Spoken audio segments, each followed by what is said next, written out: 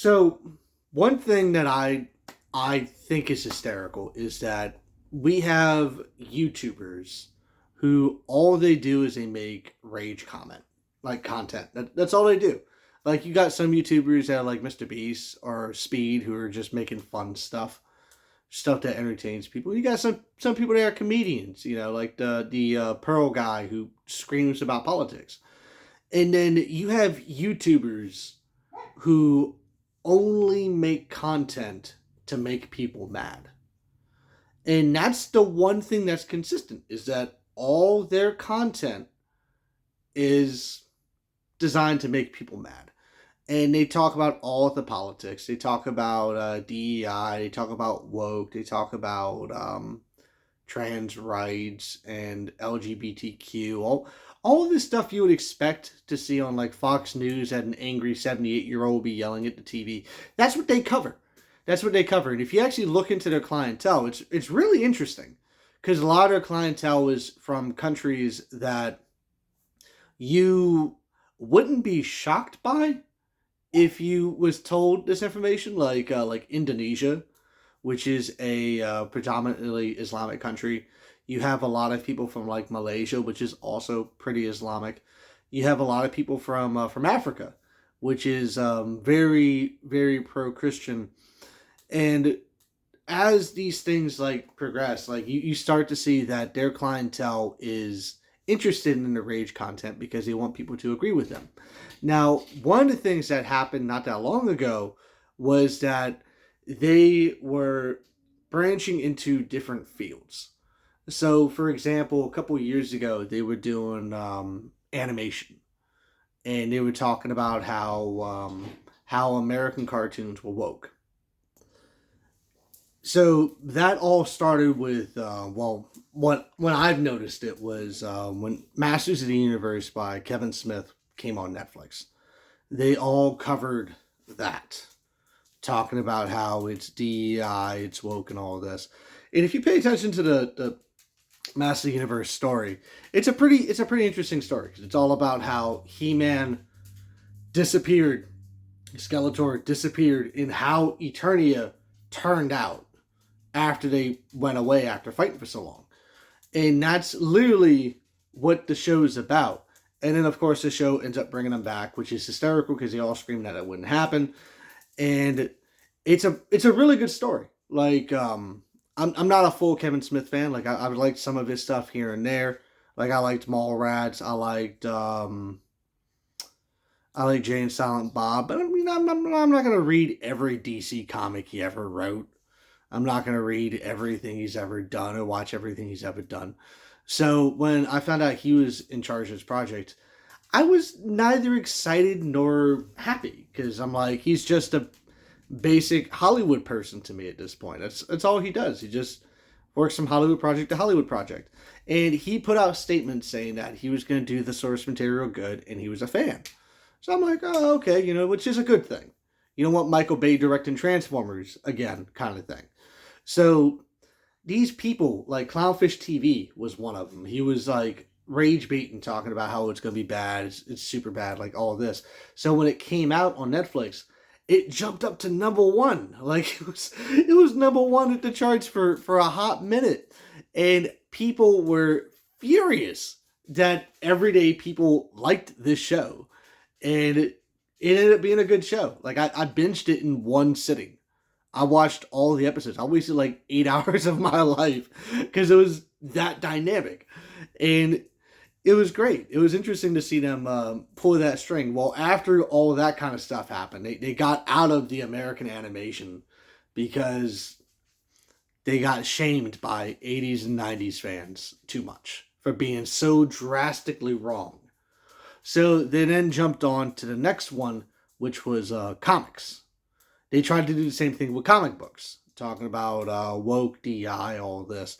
Well, I don't know if you know anything about comic fans, but comic fans, they don't like people that much. So these people were raging about these comics being DEI and all this, but the comics were just doing their thing. They just weren't caring. And it was phenomenal seeing these guys fail trying to change comic books. And comic fans really didn't care because at the time we were getting like some amazing stuff in comic books. And some of the stuff that we were getting was pretty top notch. And I can't even see why they were complaining. So during the time, some of the stuff that they were complaining about was comics like this: The Last Ronin, which is the most un-DEI book possible. And it's dramatic and it explains all the failures of the turtles. Like, read it. Read it. I will always recommend that book to people. The Last Ronin, especially the first set, amazing. And these guys were screaming all the DI stuff during like Secret Invasion. And also Blackest Nights. They were literally screaming about this during some of the best comic books ever made. And it failed. It failed because a lot of people in the comic industry did not take them serious. Like the YouTuber Comic Tropes. He would never let these people have a platform on his platform. Ever. Because he's a decent human being. So a lot of the comic industry was like, nah, you're not for us. Go away, you just want to seek attention. So then they moved on to another passion project of theirs, which is video games. And video games is where they really struck stream, because video games is very international. And they were able to connect with their audiences in like Malaysia, Indonesia, the African countries like Cambodia. And a lot of Westerners were not dealing with them because we all know these kind of bigots. And during the video game era, they tried to branch out into Japanese animation. So if you read into like a lot of the Japanese animation stuff, so you have a lot of casual animation fans. Okay, people like watching Naruto, people like watching Dragon Ball Z, but you have a lot of hardcore animation fans like to watch a lot of the cool stuff.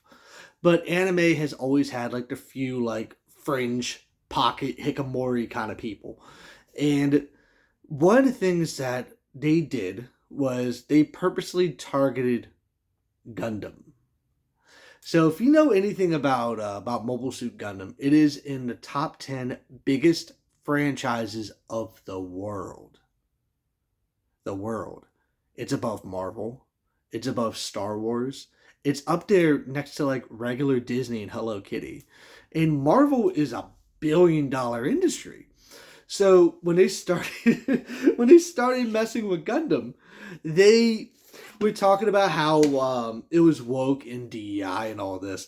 And you have a lot of the same actors that jumped into it. Like you have Grums, you have Endymion TV, you have Real Hypnotic, you have Vera Dark, and they all talked about like shows like this. The Witch from Mercury. And they targeted this show because there's a same-sex relationship that's not even a part of the core story. And they were talking pretty bad about this show. But they talked about it within like the week it was coming out. So it literally seems like they all traded notes a little too late. And then they came out with their stuff. And then the Gundam community just blew them off. They're like, whatever, dude. No, none of us care. Gundam's about war. It's about drama. It's about death. It's like, no one cares how you feel. It's like, you can scream woke and DI all you want, but Gundam sells. Gundam sells, and that doesn't change. And then they moved on to this. Mobile Suit Gundam Requiem for Vengeance on Netflix. So this was made by the Gundam people. And they were talking about how like, oh, it's like you have the DEI girl and all this kind of stuff. And then you got the girl over here with the shortcut. And the show was amazing. It was so amazing that people like Grums, who has over 200,000 followers, was bullied out of the Gundam community for saying this. So it's really interesting to see, ever since that happened, they stopped talking about Gundam.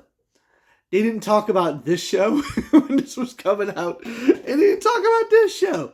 And they've not mentioned Gundam since the Gundam fan base bullied them out of the community. And me personally, I'm a fan of Gundam. I love Gundam. Gundam's a really good show. And to see Gundam fans stick up and say, no, it's awesome to see. And it's great to see that no one gave him a platform. None of the main Gundam YouTubers or anything like that, none of the main Gundam people gave him a platform. They just let it fizzle and die. They're like, whatever, you're gone. And we all got to go back to enjoying Gundam without hearing these hateful people talk about it. And what's cool about it is that what's happened in these other industries, like the comic book industry, the American animation industry, the Gundam community, should happen in video games. It should. Like, we should not be giving these people platforms. But what's interesting is that in the video game community, you have random reporters, you have random individuals who are tweeting, sharing, boasting angrily about this, and it just constantly gives them a platform. So luckily, they are only in the video game stream community, and they're not going to be in anything else from the looks of things, because no one else is willing to tolerate bigots but video gamers.